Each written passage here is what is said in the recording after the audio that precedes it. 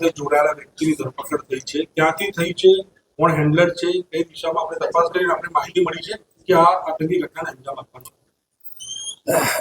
આ બધાને ખબર છે કે ગુજરાત એટીએસમાં જે ટેરર વિરોધી કેસીસ છે એ કરવાનો એક કન્ટિન્યુઅસ એક્ટિવિટી હોય છે.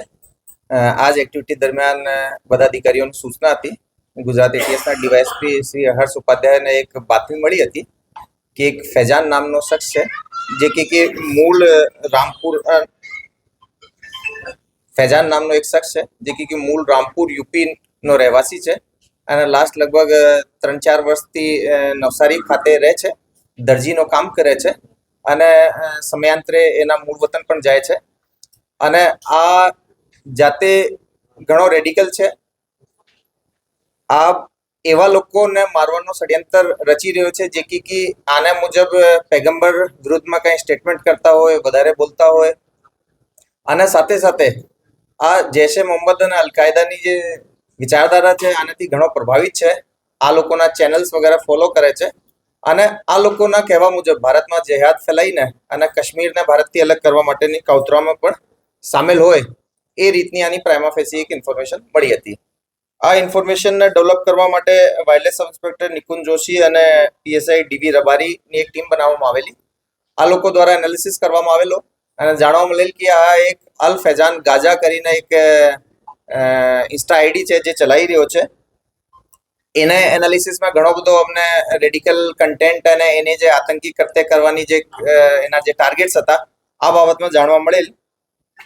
એક મોટી ટીમ બનાવવામાં આવેલી જેની અંદર PI NR Brahmbhatt, CH Panara, KB Desai, AP Parmar, PB Desai, VR Jadeja, Manal Shah વગેરે બધા અધિકારીઓ જોડાયેલા. નવસારી એસઓજી નવસારી જિલ્લા પોલીસની ટીમને પણ સાથે રાખવામાં આવેલી અને આ જે ફૈજાન નામના માણસની ટેકનિકલ અને હ્યુમન મારફતે એની ઓળખ કરવામાં આવેલી. એને ત્યાં ડિટેન કરવામાં આવેલો.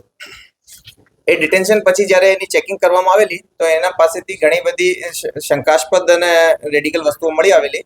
સૌથી પહેલા એની પાસેથી એના કબજેથી એક પિસ્ટલ અને 6 જીવતા રાઉન્ડ મળી આવેલા. જ્યારે એનો ફોન ચેક કરવામાં આવેલ તો આ એ અલ ફૈજાન ગાજા અને એક બીજી પણ ઇન્સ્ટા આઈડી ચલાવતો હતો. એના ઉપર એક ઘણો બધો રેડિકલ કન્ટેન્ટ જે કે અલ-કાયદા અને જૈશે મોહમ્મદનો હોય એવા વિડીયોઝ અપલોડ કરતો હતો. સાથે સાથે એની જાણ મુજબ જે પૈગંબર વિરુદ્ધ બોલતા હોય એવા લોકોના ટાર્ગેટના નેમ્સ અને ફોટોગ્રાફ્સ વગેરે પણ અને એના વિરુદ્ધ આના જે વિચાર છે, જે એના મારવાની એની પ્લાનિંગ છે એ બાબતમાં પણ આ લખતો હતો.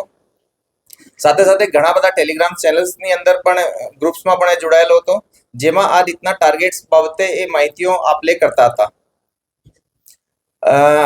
જે ઘણા બધા એવા ચેનલ્સ છે જે ખાસ કરીને હું કીધા કે જૈશે મોહમ્મદ ના જે ચેનલ છે જેમાં ખાસ કરીને મુફ્તી મસૂદ અઝહર છે, અબ્દુલ રૌફ છે, આને ઘણો બધો ફોલો કરતો હતો. આને વિચારધારાથી બહુ પ્રભાવિત હતો. આને કહેવાથી આ લોકો જૈશે મોહમ્મદ તરફથી કોઈ પણ ઇન્સ્ટ્રક્શન મળે તો એક વૃહત જે ડિટેલ્ડ યા મોટા સ્કેલે અગર કોઈ જેહાદ હોય તો એની અંદર પણ જોડાવાની એની ઈચ્છાને એ ઓનલાઈને સમર્થન આપેલો હતો. આ એક મોટો એક રીતે કહી શકાય કે ટેરર મોડ્યુલ હતો જેમાં સિંગલ જે આપણે લોન વુલ્ફ કહીએ છીએ એ રીતની આ પાર્ટી હતી જે કે એની રીતે સોશિયલી ઓનલાઈન યા કોઈ પણ જગ્યાથી કોઈ પણ આવા સ્ટેટમેન્ટ્સ હોય કોઈ વ્યક્તિ મારફતે આપેલા જેમાં એ વિચારે કે ભાઈ આ પૈગંબર વિરુદ્ધ છે તો એના માટે જાતે યા એના બીજા જે લોકો છે ગ્રુપમાં જે જોડાયેલા લોકો આના સાથે મળીને એને મારવાની સાજિશ એ લોકોએ કરતા હતા.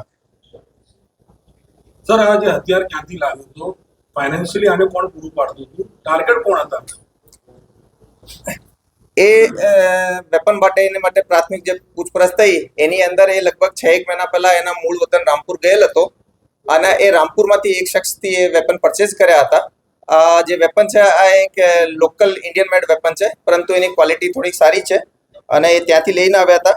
ટાર્ગેટ બાબતે એ ઘણા બધા લોકોને ટાર્ગેટ કરવા માટે આ ફોટોગ્રાફ્સ એના નામ છે, એના ડિટેલ નેમ્સ અને એની ડિટેલ ફોટોગ્રાફનું એનાલિસિસ કરીને પછી અમે એના બાબતે આગળની તપાસ હાથ ધરીશું. ફાઇનાન્શિયલી કે બધા પૈસા પોતે આપતો હતો કે ત્યાંથી કોઈ આપતો હતો?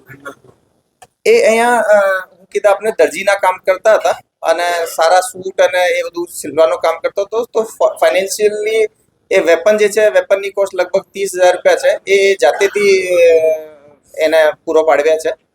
આપણે કીધું કે સિંગલ છે, પણ આની સાથે કોઈ બીજા જો હોઈ શકે એવું લાગે છે રામપુરના બીજા કોઈ અથવા એની સાથે રહેતા? એમાં સૌથી ઇમ્પોર્ટન્ટ જે નામ આવી રહ્યો છે, અમે એના થોડો પ્રાઇમા ફેસી ચેટિંગ વગેરે બધી જોઈ છે, તો એક મોહમ્મદ અબુ બકર કરીને એક માણસ છે, જેની સાથે આ જાતેથી પણ અને સામેથી પણ એને ઘણા બધા Jaish-e Mohammed al-Qaeda related video share થયા છે. એ જાતે ઘણા બધા ગ્રુપ્સમાંથી ટાર્ગેટ્સ જાતે આઈડેન્ટિફાઈ કરતો હતો અને જે ટાર્ગેટ્સ એને મળતા હતા એ બીજા ગ્રુપ્સમાં પણ શેર કરતો હતો. તો એની પાસે બીજા કોઈ એના સહયોગી થઈ શકે, પણ આપણે બધાને ખબર છે ઇન્સ્ટા પર અને ટેલિગ્રામ પર જે ગ્રુપ્સ છે એમાં બી પાર્ટી આઈડી જે હોય છે એ બધાને આપણે જ્યારે પ્રિઝર્વ કરવાવીએ અને એને ડીકોડ કરાવીએ ત્યારે ખબર પડશે કે એકચ્યુઅલી કોણ લોકો છે. 6 મહિનાથી હત્યાની પાસે હતું, કોઈને કોશિશ કરી અને મારવાની કોઈ પ્રયત્ન કર્યો છે ખરી? આ મૂળ રૂપે મેનલી જે યુપીનો જે રીતે રહેવાસી છે, અહીંયા એ જે દરજીનો કામ કરે છે, અહીંયાના ગ્રુપ્સ અને અહીંયાના લોકો વિશે બહુ વધારે નથી જાણતો. આ મેનલી એ જે લોકો પણ એના અમે ઇન્સ્ટા આઈડીથી મળ્યા છે એ મૂળ વધારે પડતા યુપીના જ લોકો છે અને એ ત્યાંની જ જે સ્થિતિઓ છે એનાથી વધારે અવગત રહેતો હોય છે.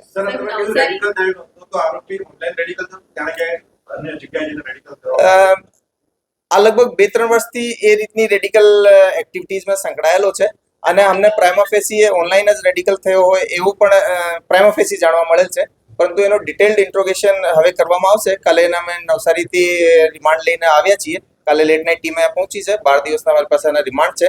ડિટેલ્ડ ઇન્ટ્રોગેશનમાં કદાચ એવા કોઈ લોકલ એના જો કંડ્યુટ્સ હોય જે એની જોડે સંકળાયેલા હોય, જેના મારફતે આ રેડિકલ થયેલો હોય.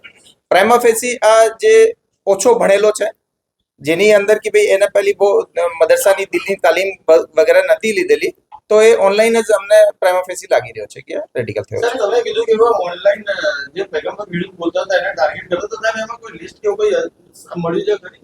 ને એની અંદર અમારા એ જે ફોન છે એનો એનાલિસિસ કરવાનો હાલ કમ્પ્લીટ રીતે બાકી છે. એ નામ વગેરે ની જે સેન્સિટિવિટી છે એને ધ્યાને રાખીને અમે સમયાંતરે એ બાબતે વાત કરશું. અન્ય દેશના કોઈ હેન્ડલર સાથે સંકળાયેલું હોય ત્યાં બંને હતા જૈશે મોહમ્મદ અને અલકાયદા? જો જૈશે મોહમ્મદ એક totally Pakistan base terror organisation છે. એમાં જે હું કીધા આપણે જે બંને જે ટેરરિસ્ટ છે, મૌલાના મસૂદ અઝહર છે, અબ્દુલ રૌફ અસગર છે, એ બધા ફોરેનર્સ છે.